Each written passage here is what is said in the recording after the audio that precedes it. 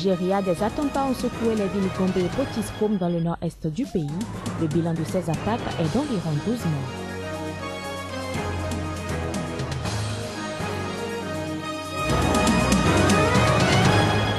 Dans le nord-est de la République démocratique du Congo, 13 Congolais et un civil indien des Nations Unies ont été tués, à la base d'un apparent règlement du compte.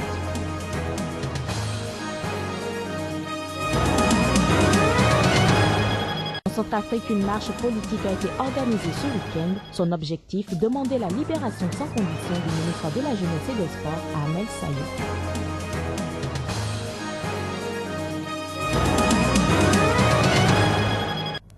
Ravi de vous retrouver pour ce nouveau rendez-vous de l'information sur SICA. Bonjour à toutes et à tous. Nous démarrons cette édition par la Côte d'Ivoire. La Côte d'Ivoire qui a terrassé l'Algérie dans le choc des quarts de finale de la CAN 2015 avec un score de 3-1, grâce notamment à un doublé de la tête de Wilfried Bony, accédant avec la manière au dernier carré du tournoi ce dimanche à Malabo. Les éléphants ne sont donc plus qu'à une marche de la finale comme en 2012 et ils affronteront la République démocratique du Congo mercredi à Bata. Je vous propose de suivre ici quelques réactions après ce match. Je pense qu'on a battu la meilleure équipe du tournoi. Donc là, il fallait rester très bien organisé et essayer de contrer cette équipe et être très performant sur les coups de pied arrêtés. Moi, je suis content de revenir. Le terrain me manquait, mes coéquipiers me manquaient. On a fait un bon match encore ce soir. C'est vrai que tout n'a pas été parfait, mais dans l'ensemble, je pense qu'on a montré qu'on avait une équipe très déterminée. C'est pas la meilleure équipe qui a gagné, donc ça, je pense que sur le plan du jeu, sur le plan de la volonté, il n'y a rien à reprocher à l'équipe. Après, il y a un problème d'efficacité parce qu'ils n'ont pas énormément d'occasions et évidemment ça change la donne. On en a quelques-unes qu'on n'a pas concrétisées, notamment en deuxième mi-temps, qui nous ont permis de revenir. C'est pas un gâchis, c'est dommage parce que l'équipe est jeune, elle a entre 22 et 23 ans, donc elle a encore au moins 3 Coupes d'Afrique ensemble. Donc ça peut être que bien pour eux malgré la défaite. C'est des choses c'est des matchs-là comme ça qu'on progresse. Dans la défaite qu'on progresse, cette équipe a toujours gagné depuis un certain temps. C'est clair qu'on est très déçus.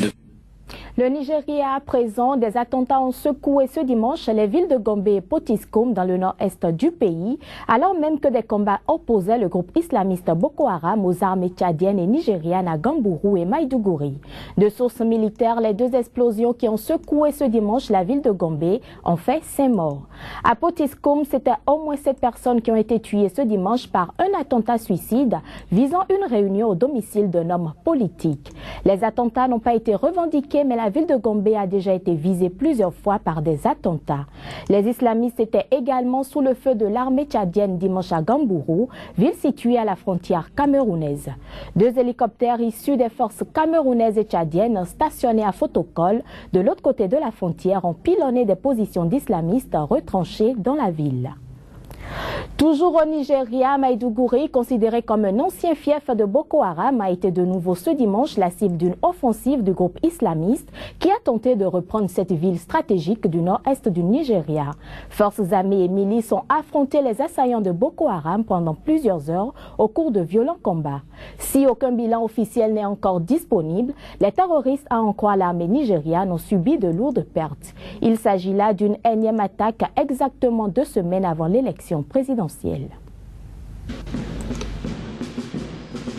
L'instant d'une marche de protestation et la ville portuaire camerounaise de Douala, reconnue pour son calme légendaire chaque journée dominicale, a pour une fois été très animée. Ces manifestants ont investi les rues, prioritairement dénoncé les agissements du groupe islamiste Boko Haram qui multiplie depuis peu les raids meurtriers dans le nord du Cameroun. Ce n'est que le début des mobilisations, elles vont continuer. Et le message que nous passons là-dessus, c'est quoi? C'est que le Cameroun est un pays uni, indivisible. Et nous sommes fiers et jaloux de notre liberté et notre territorialité. La meute camerounaise et celle tchadienne déjà au front comme une seule troupe, la manifestation vise également à saluer leur bravoure et à les soutenir. De leur portail, ceux qui n'ont pu joindre les manifestants apportent par des applaudissements nourris leur caution morale à l'initiative. Je crois que la dynamique a été enclenchée, le Tchad a suivi, Nous attendons d'autres et je crois qu'ensemble, Boko Haram n'a qu'à mieux se tenir en avant. Ça concerne tout le monde, pas seulement la population camerounaise, ça concerne le monde entier avec ce problème de terrorisme qui est un problème social, politique et économique. Le 21 janvier, une première manifestation similaire qui avait rassemblé quelques dizaines de personnes avait eu lieu à Yaoundé.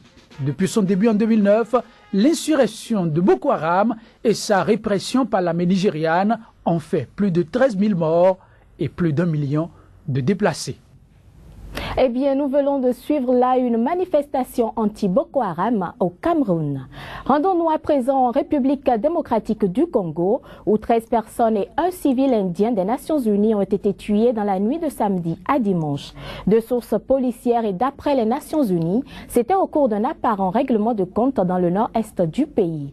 Selon une source militaire, les victimes fêtaient la victoire de l'équipe nationale de football sur celle du Congo voisin au moment où l'incident est survenu. Selon les premiers éléments de l'enquête, les assaillants seraient venus de l'Ouganda et l'affaire semble relever d'un règlement de compte.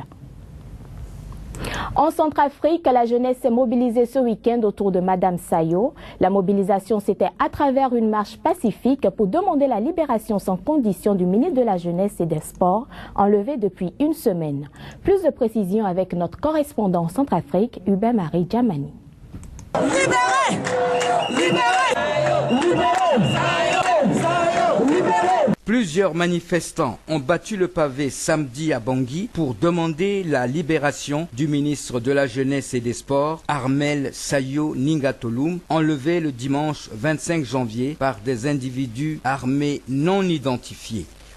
Nous, Fédération sportive nationale, condamnons cet acte crapuleux, demandons aux ravisseurs la libération sans condition du ministre de la Jeunesse et des Sports. Deux membres du gouvernement se sont joints aux manifestants pour condamner ce geste crapuleux.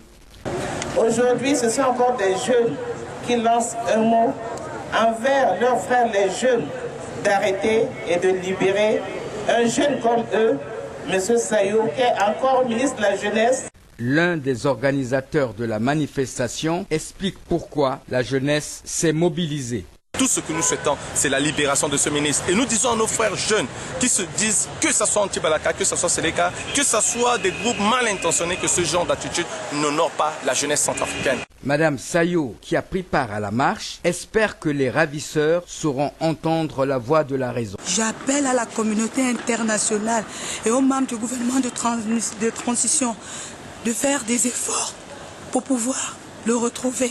Que ces gens-là s'impliquent pour pouvoir faire des négociations afin qu'on puisse libérer M. Sayo. Allons maintenant à la découverte de la une de quelques journaux parus ce lundi.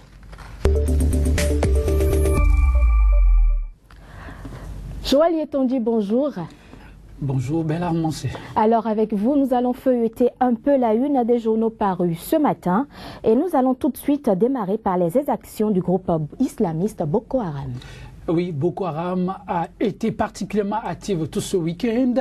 Cameroun 24, le site d'information camerounais, nous apprend que 3 soldats tchadiens ont été tués lors d'une double attaque de Boko Haram. Outre les 3 soldats tchadiens tués, Africa Time rapporte que les islamistes ont perdu certains de leurs 123 islamistes tués. Et au lendemain de cette attaque, note DNA, une nouvelle offensive de Boko Haram a été notée sur une ville stratégique. Jeune Afrique s'est intéressée au sujet et précise que la ville en question a nom Maiduguri. Chatpage précise que la riposte ne s'est pas fait attendre. Des hélicoptères de combat de l'armée tchadienne ont bombardé tout l'après-midi du dimanche la ville nigériane de Grand-Borou. Parlons à présent du 24e sommet de l'Union africaine. Cette rencontre tenue à Addis Abeba fait encore une fois la une de certains journaux et sites d'information. Tout à fait. La presse africaine s'est intéressée au sujet. Il s'agit de l'Afrique en jeu. Menara, le site nigérien d'information, rapporte qu'il a été question d'une clôture tonitruante clôture à Addis Abeba du 24e sommet de l'UA, les grandes recommandations à travers les colonnes de Menara. Le quotidien d'Abidjan revient sur la clôture du 24e sommet de l'UA et précise que Mugabe appelle au boycott de la CPI. La Nation, un quotidien béninois d'information, s'est aussi penché sur le sujet. L'Afrique, note-t-il, adopte son agenda pour les 5 années à venir. À Ouaga, élection de Mugabe et projet de création d'une cour africaine de justice, la démocratie en deuil. À Niamey, fin du 24e sommet de l'UA à Addis Abeba, le Niger propose d'accueillir la 33e session ordinaire de l'organisation. Ce sera en 2019. Alors, Joël Yetonji, au Sénégal hier, le principal parti de l'opposition a vécu des heures chaudes, n'est-ce pas? Oui, des heures chaudes et bon nombre de sites sont revenus sur la situation pour le moins très houleuse hier à Dakar. New Hope précise le sitting de l'opposition dispersé par la police à cause de gaz lacrymogène. Niger, diaspora, Sénégal, une dizaine d'opposants en garde à vue. Rioumi s'est intéressé aux déclarations de Maître Abdoulaye Wade qui déplore le comportement de Macky Sall, mais s'engage toutefois à forcer le dialogue. Zia Barou précise que le mouvement de l'opposition JTL menace de marcher sur le palais de la République si éventuellement Macky Sall décide de toucher à Wade. Nous restons toujours avec le site d'information Zibaro qui précise que le Front patriotique de Wade est en colère et précise qu'il y aura un mercredi de feu, donc dans 2 jours. Du Sénégal, nous venons très rapidement au Bénin où il y a un dossier qui défraie la chronique.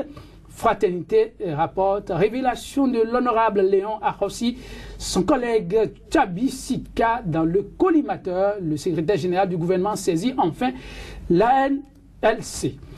Les 4 vérités, nous sommes toujours au Bénin. Le gouvernement montre sa bonne foi. Il verse le dossier à l'ANLC. Lomé Info se penche à la question de l'élection dans ce pays. Présidentielle 2015 au Togo, 9 candidats déjà en lice. Qui sont-ils? C'est à découvrir dans les colonnes de Lomé Info. 27 avril s'intéresse également à la présidentielle et relève qu'Agbeyome Kodjo ne veut pas être candidat. Il opte et tient à ce que l'opposition ait un seul candidat, donc un candidat unique. Joël Yetonji, nous n'allons pas finir cette revue sans dire un mot sur les affiches pour les demi-finales de la CAN 2015. Oui, les affiches depuis hier sont connues et nous restons avec Lomé qui précise comme affiche, nous aurons la RD Congo en face Côte d'Ivoire. Le Ghana croisera les crampons avec la Guinée équatoriale. Abidjanet revient sur le dernier match de la journée. Côte d'Ivoire bat l'Algérie par un score de 3-1. 7-7, la Côte d'Ivoire bat l'Algérie et file en demi-finale. Eh bien, Joël Yetonji, merci à vous pour cette belle revue de presse. Merci à vous. Madame, Monsieur, ce sera tout pour cette édition. Merci pour votre attention et très bonne suite de journée en notre compagnie.